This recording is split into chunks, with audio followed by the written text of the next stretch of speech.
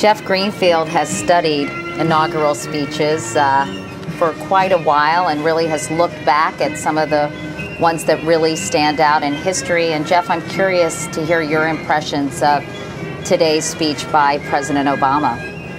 As a general point, Katie, I think it was a deliberate effort not to be flowery, that the Times did not demand that, in fact demanded something else. So the words were tough, the words were simple, the sentences were short, the tone was very conversational, not oratorical.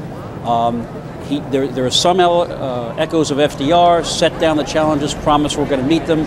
Some echoes of John Kennedy when he ticked off what he wanted to say to the different elements of the world. Two things that struck me with Special Force, not the most memorable maybe, but the most significant.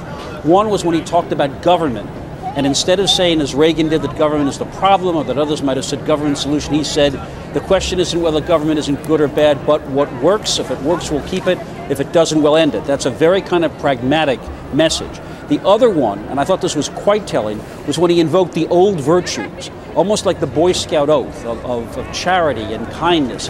And he said, these are old and they are true. And I really think the message there is, I may be, as he once called himself, a skinny black kid with a funny name, but I am in the mainstream of American thought. And lastly, the one real reference to race, very touching, is when he simply said toward the end that let's make it clear that someone whose father might not have been served at a local restaurant 60 years ago is now taking the oath of office. That was a very personal way of embodying what all of us have been talking about so far. There's a lot more to chew over in this speech, but I think those things are the ones that struck me, Katie. All right, Jeff Greenfield, we heard from the expert. Now let's go.